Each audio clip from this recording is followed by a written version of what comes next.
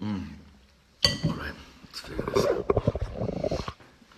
All right, here you go. I'm going to do something very, very sweet and simple today. Chanuka Sameach. I'll tell you guys what happened. Shabbos, we went to my parents in Milan. It was really, I heard we missed a beautiful Shabbos here, but we had a really important and beautiful Shabbos. Perfect timing. We had really a beautiful Shabbos with my folks. And we decided to stay Motzi Shabbos too, so that we could actually have that thing that's called time alone, which I don't know what that's like with anywhere but Hashem. So we had my parents babysit the kids and the baby too. And we decided, for a few minutes we're gonna go out. Old stomping grounds. The second we get in that car, boom, it starts pouring. We're thinking we're gonna go to Herzliya, to the beach, get some sushi, go to the beach, just like we have an hour. It starts pouring down. Like, okay, this is fun. And then this is mamish, such hashgacha pratis, I can't begin to tell you. I had the radio on, and this beautiful song came onto the radio.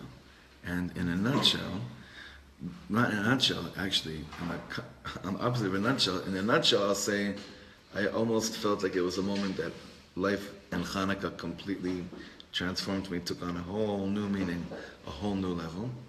And I right away texted, I typed in on my phone the name of this song and the name of the person to see where could I find this online. It was a song, my wife and I were in tears. It was like pouring outside. It's Motzei Shabbos. Our kids are with my parents, and the words to this song. It's a song written by someone who's become very, very famous in recent years in Israel. His name is Hanan Ben Ari. I don't know if you've heard of him. No. You guys have heard of him? He has this song HaChaim Shelanu Tutim. Yeah. It's a very big song. It's a very big song. Anyway, yeah. So anyway, this cat, I saw him about 2 years ago singing at a wedding, and I basically wanted to go up to him and say, "You're way too good to be doing this." And then that was the last wedding he did, I found out afterwards, and then he broke out. He's one of the hottest names in the market now. And I think it's a song that his wife wrote with him. Because as you could see... So this guy? Yeah. Check him out. I'll send you the song afterwards. Hadas v'Chanan Ben Ari. If anyone that's learning with us online wants to find this song and just post it in one of the comments, that would be really good. The song is called Hayeladim Halalu by Hanan Ben Ari. And it brings me Chanukah in ways that, like, sometimes we feel like I want to connect to the holidays, so I'll just take 3 Sfarim and I'll try to crack my head open and try to learn it just with the Sefer, learn a vort that'll connect me, and then I'll get into the right zone. This song did that whole avodah for us. It just did all the work for us. Because if I had to ask you, what's the one thing about Chanukah? It was the most important thing about Chanukah? Children. Kindulach. Even in the name itself of Chanukah, it comes from the word chinuch, to educate, lechanech. And you see your kids by the menorah, something happens to you. When you see your child light the menorah for the first time, or even for the 50th time, alavai, even when the 80th time, when you see your children light candles, something happens to you. This is the first year I let my children, we let them light on their own, even though my wife and I are both right behind them, like every second, making sure they don't, drip wax on their fingers or burn down the drapes or something. But there's something about it to see your kid's reflection through the candle. It's just an incredible thing. Now, just want to say one thing before we go inside. In the women's shir on Thursday morning, the Rav Kook women's shir, we focused the whole shir on one line, which is Ve'ein lanu rishus lishtamesh bahem ela lir'asam bilvad. When it comes to Chanukah candles, we have no permission. You're not supposed to turn off the lights and then light so that you benefit from the light. Ein lanu rishut lishtamesh bahem. The Chanukah lights, you're not permitted to use them at all. Ela, just to what? To see them. Lir'otam bilvad. Kedei lehodot u'la'adel l'shimcha. That's what we sing in the Al Hanisim. We went into a very, very deep shir about this. What does this mean? Why can't you use the Chanukah lights? You can't use them. You're supposed to light them, and you can't use them. Use them meaning you can't benefit from them anything. They just have to be lit. They have to be lit in a place, not dafka that's very dark, You don't dafka turn off the lights in order for them to shine. Be'ver ela lir'otam bilvad, just to look at them. So that shir was all about understanding that the first sin in the world came from Chava, which had to do with the way she looked at something. It says, "Vatere Aisha kitov ha'etz lema'achal." Chava looked at the apple, the fruit, whatever it was, and she said, what could I do with this? This is good for eating.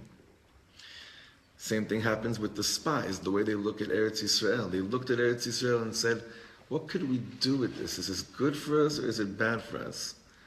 When really, the fixing is, I just look at something and I stop dropping the calculation of, is it good for me, is it bad for me? I'm just in awe of its presence. I'm just acknowledging its presence. So the Chanuka light comes to remind us, don't look at this light and say, well, what could I do with it? How could this help me in my life? Just look at it.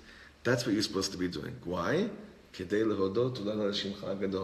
You'll end up coming to a place of being filled with gratitude when you stop figuring out how you could benefit from things, as opposed to coming to the realization of acknowledging what exists in your life. And when you acknowledge what exists already in your life, without deriving from it, what can I do, what I can't do, you'll be much more thankful than suppose you figured out how you could benefit from certain things.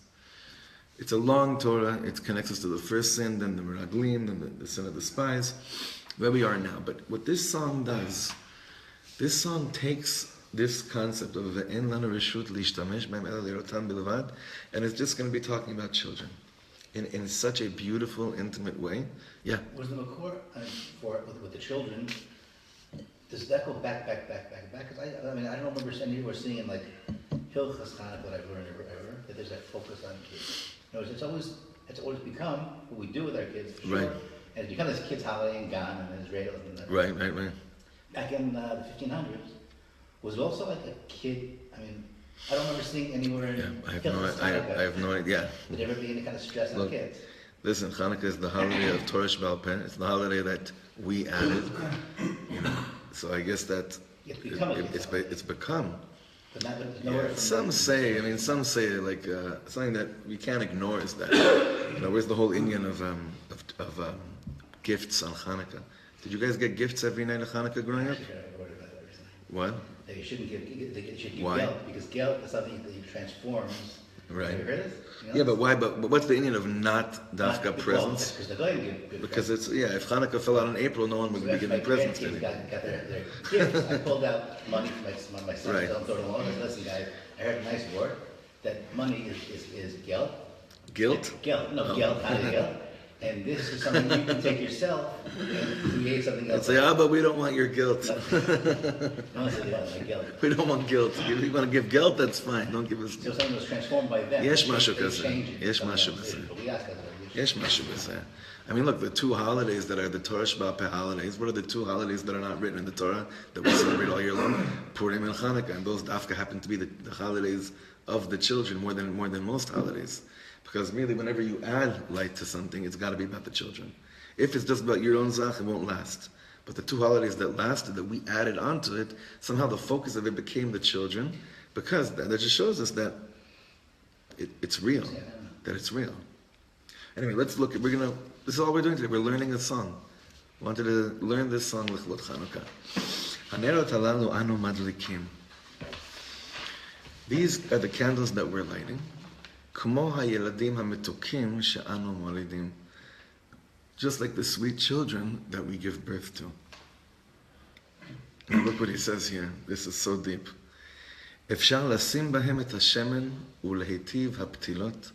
You can put in them the oil, and you can lehitiv the ptila. You can when the wick, prepare the wick. Aval misham zerak tfilot. But from there, it's just prayer. What does that mean? What does that mean, Tachlis? it's out of your hands. You have to. You do it, bring them up, and You can pour in the oil, find the wick. But from there, it's just prayer.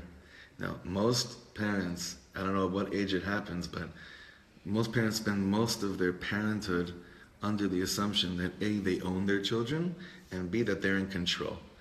At a certain point, they realize that they're not in control, but the owning of the child somehow is something that they struggle with the rest of their life, because they feel owned by their own parents. A little cycle, I don't want to get too much into it right now. But from there, from that place, after you do put the oil in, and you do wetten the wick, and you prepare the wick to be lit, it's just davening. Hayeladim halalu. Now he's going to, the motif of the song is Hanerot halalu, hayeladim halalu. These children, anu megadlim, these children we are raising. וזה קצת קשה לראות אותם מהצד לפעמים, and it's sometimes a little bit hard to see them from the side, meaning that you're not, at a certain point you're not the focus of your child's world anymore. He discovers that there's world, that there's a life. And sometimes it's hard to be a bystander, like you're not, that day that, you're not the center of attention of your child's life. צריך לשמור מפני הרוח ולשמור על ערנות. You must guard them from the winds that will come and knock them off. ולשמור על ערנות, and to make sure that ערני, you're awakened, you're air. אבל משם זה סבלנות. But from that place on, after you've already told them how to hopefully not get damaged from the world, you just have to have patience from what they're able to absorb from what you're trying to teach them. You have good kavanah. You want to teach them how to be unharmed. You want to teach them how to make sure that they could keep their act together in this world. But misham, after you've done that, zerak savlanut, you need to have patience for them to absorb all that you want to give them and all that you've been trying to give them. Ve'en lanu reshut lishtamesh bahem. And we say that about the candles. We have no permission to use them, right? He's saying about children. En lanu reshut lishtamesh bahem. We have no permission to become disappointed from them. Rak le'ehov bilvad, just to love alone. Ulhitpalel lenes. And just like we prayed for a miracle back then, it's the same thing regarding the outcome of your child. You have to pray for a miracle for them.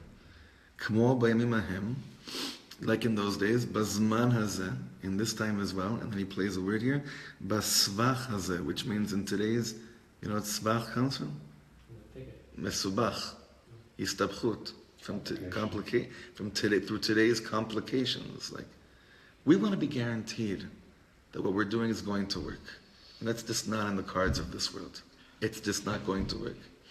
Now, it's very hard to tell that to a family that brings home their baby from the hospital and tell them, okay, enjoy this quiet time, but from here, it's just a miracle if they're going to make it, right? However, essentially, that's really the only way that anything works. In today's complication, is the same exact thing. So what do we try to do? This, because up until now, it seems like, wow, you really kind of like left at no man's land. Like, you bring them into this world, and then what happens? Whatever happens, happens. Pray for a miracle. Just start davening. But he says, no. Az menasim betoch habayit lehosif od or. So we try that in the house that we live in, we light more candles, meaning we add light. You bring more kedusha into your home. You bring more smiles into your home. You bring more awareness into your own home. You learn more in your home. You sing one more Shabbos Mira at your own table. You do the little things. That's what you can do while they're under your roof. I remember when I heard the most annoying comment from Reb Shlomo while I was starting to have little kids. And he said, during a concert, he said, parents, I always tell my friends that have little children, at night when your child's screaming and crying for you, just remember, one day you'll wish your children are going to be screaming and crying for you. Go to that crib with such simcha and such patience. And I'm thinking, oh boy, tonight, my child, I don't want to hear that Torah, but it's take it or leave it, there's something to it. As Menasim, while they're in the house, while they're still crying for you, while they still cry for you, Okay? מנסים בתוך הבית להוסיף עוד אור. They try to add, you have to try to add a little bit of more light while they're in the house. אבל בחוץ, החושך נהיה שחור משחור. But outside your house, darkness is only becoming more darker. וסימני השאלה צפים ועולים ומבלבלים. And question marks keep on surfacing up, right? Keep on rising and keep on confusing us. He says so beautifully here. A father, like this is my, I mamish look at these words like a Torah because he's building something here. He says a father that really wants to give his child all the self-confidence that they can make it. But he looks outside to see what the child's waiting for. What's awaiting the child. You know that face, I don't know, some of you have had to see kids off, out of the house. Right? Most of us have little children right now, but imagine that. Like, what could you tell your child when they're about to make it out there, when they're going out to the world? What do you tell them? What do you tell them when you yourself know what's waiting for them outside the house? What do you do at that moment? What are you going to tell your child? What do you think? Don't be afraid. Of what? What's out there? Well, what's holding you back? Most people go out there, they're afraid. Fear is the biggest, I think, the biggest thing that stops us from being who we are, who we want to be, who we want to become. Don't let that fear paralyze you from becoming you, from doing what you can do. Off the top of my head. That's what comes up. You know what this is reminiscent of? It's when Yaakov Avinu, right before he died, so what did he remember? Okay, sit down, put your seatbelts on, and come together. I want to tell you how it's going to happen, how it's going to unfold. He was going to tell them straight out how the whole thing was going to unfold. And then Rashi, all the Mepharshim say, what happened? It was taken away from him, that ability for that full-on revelation. And really, the Hasidic Rebbe say that can't be that the tzaddik wanted to do something and he wasn't able to. So was he able to convey to them how to get it together before Mashiach comes? Yes, because he got them together. Meaning, it says, Hey asfu, come together, and I'll tell you what's going to happen at the end of days. So the tzaddikim say, it can't be that Yaakov Avinu wanted to do something and then he wasn't allowed. We say, tzaddik gozer HaKadosh Baruch Hu mekayim. The power of the tzaddik, when he wants to do something, he does it. So where do we see that he actually did something? By gathering them together, he's saying, this is how you're going to make it through Mashiach time. So in a certain way, on a certain level, each of us want to figure out a way to give it to our child. Okay, so those of us that have little children, we don't want to wait till they're 17, till they're 19, till they're 21, when they leave the house and say, don't be afraid. We want to fill them with a life, a whole life of lighting their candles and making sure that they realize there's nothing to be afraid of from outside as long as you know what's going on inside. As long as you remember that this house that you grew up in, this was real, this is what you're carrying with you, this is what you're going to create.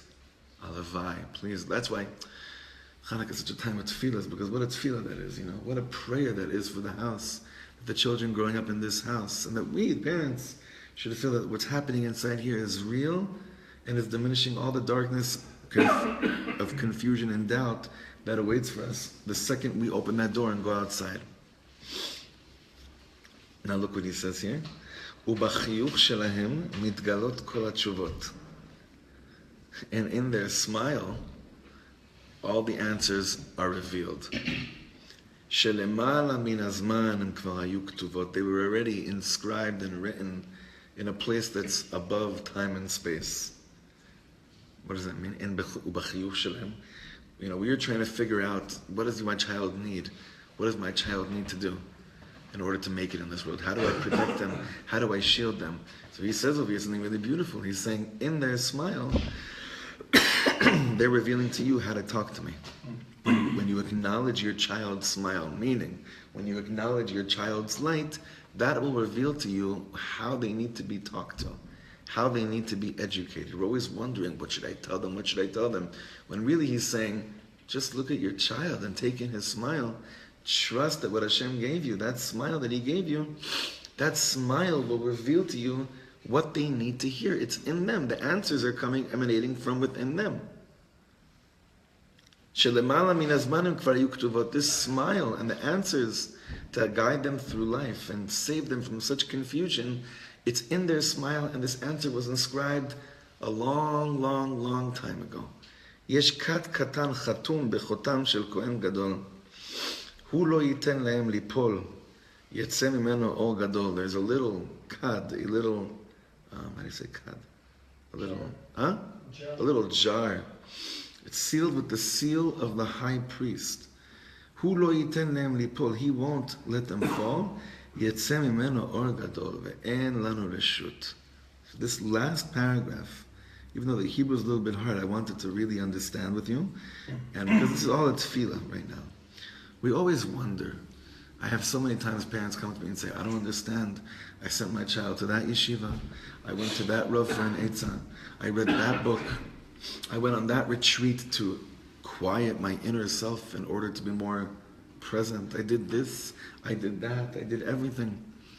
How come my child is messed up? Why is my child messed up? You know, when a parent has that taina, why is my child so messed up? It's one of the most personal feelings. It's one of the hardest things to hear, because what are you going to tell them? I heard a crazy thing this last week. Herzl's son, a little bit of a detour here. Herzl's son got engaged to a non-Jew, right? You know, Herzl's grandchildren, they're not Yidden. Yeah. That's why you have to understand the fact that the not so modern Chevra, the more Chevra, have a hard time with Herzl. There's something there, big time. Mechila, when I grew up my shul's on a Rehov Herzl. So, I mean, I grew up with that consciousness very big in my life. Herzl, obviously, Herzl was a gadol. My first paper I ever wrote in school was about Herzl. I was 9. Herzl's son gets engaged to a non-Jew. And then he receives a letter, I think it was from his father, saying, what kind of a disgrace is this? How could you do such a thing? And the kid wrote back to his father and said, what are you talking about? What did you ever give me in the home to make me think that there'd be anything wrong with what I'm doing? We grew up with a Christmas tree in the house. What in the world, why would I think that there's something wrong with what I'm doing right now? Unfortunately, this kid's future was, you know what happened to him, right? Herzl's son? He jumped off the GWB. Yeah. Took his life. There's a beautiful story about Herzl's when he finally decides to get rid of the Christmas tree. Yeah. And he's talking proudly about his kids learning the Chanuka. And he said, the word menorah is in my home. It's the most beautiful word in the world. Right. That was much later. It's so confusing now. It was so confusing. So we have these questions of how could it be that my child is yes, you went outside to try to give them help all the time, but you didn't believe that all the answers to what your children need were right there in front of you, because if God didn't trust you with this child, guess what? What? He wouldn't give it to you. He just wouldn't give it to you. If Hashem did not trust you to be this child's parent, you would not be this child's parent. If God didn't trust you to figure out a way to light this kid's neshama, He would not give it to you. So we're not saying don't go to get eitzahs and don't try to get help. Obviously you have to, but just remember, and I really, really believe, I buy into this, I really feel this very passionately, that in order to give your child what they need, you need to just acknowledge their smile. You need to see it in their smile, emanates all the answers to all the questions as to what they need and how they're going to make it outside. But the question is, how do you get that smile out of them? You add light in the house. You bring more Kedusha into the house. That's how we get that wick to be lit, which then produces the smile. And when your children are lighting Hanukkah candles, they're smiling, they're shining.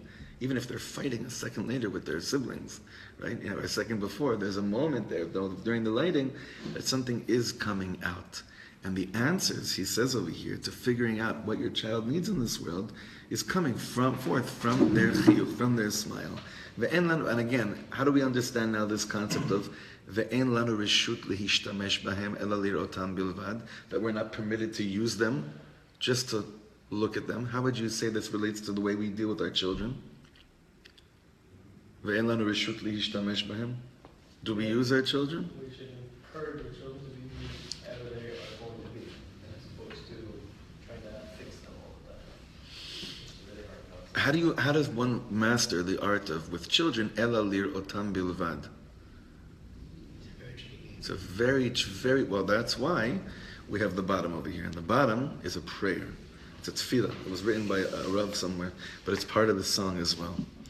Ribono shel olam, master of the world, borei meorot ve'adam.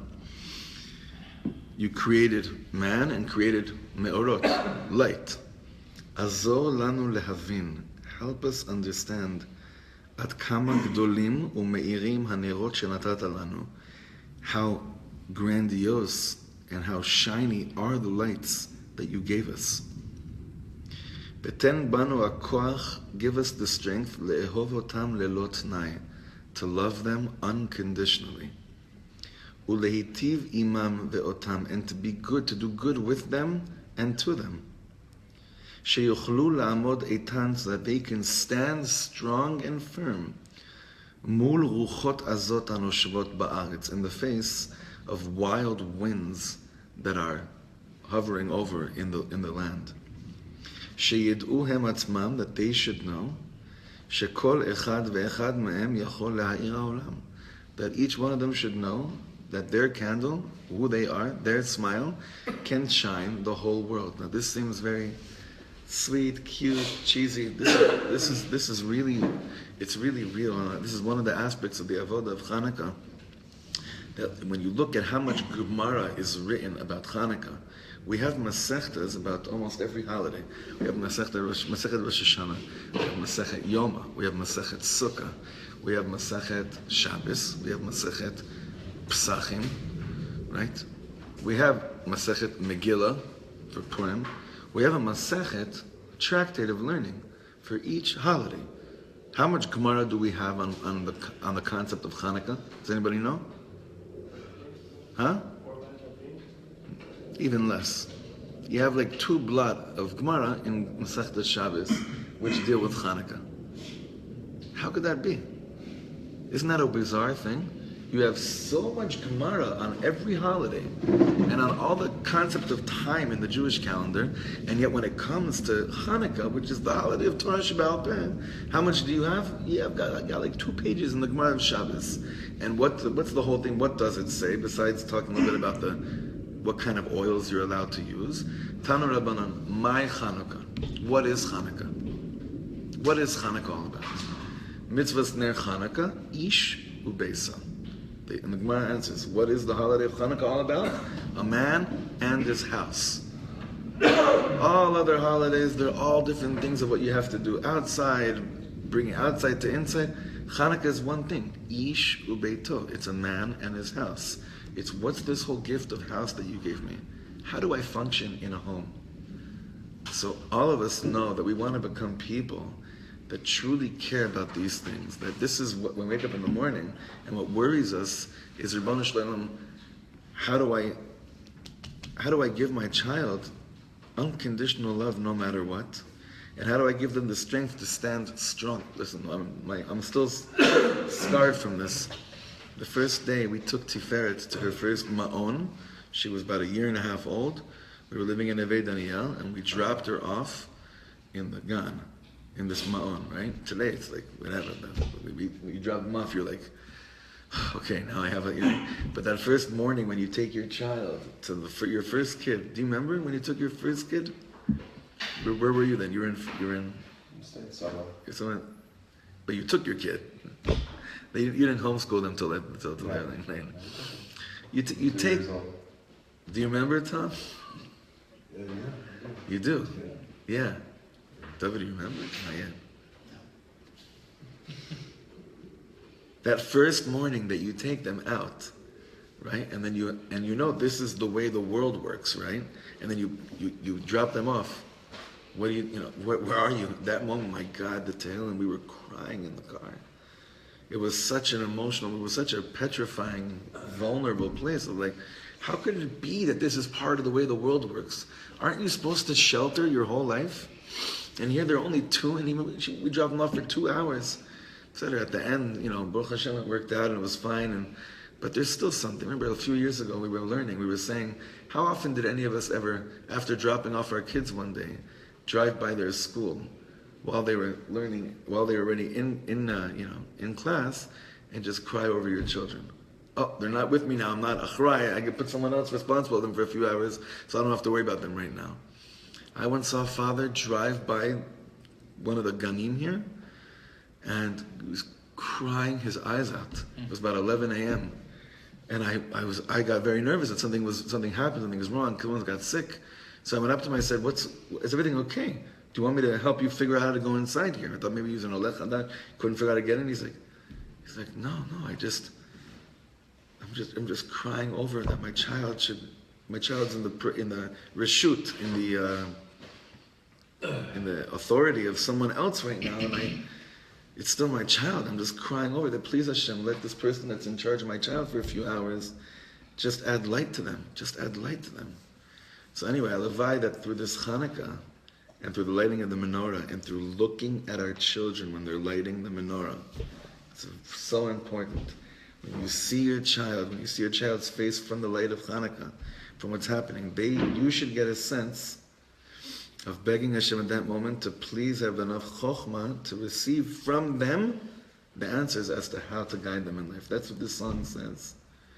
That from them are the answers in terms of what they need in this world. From their smile, it's shining from their smile.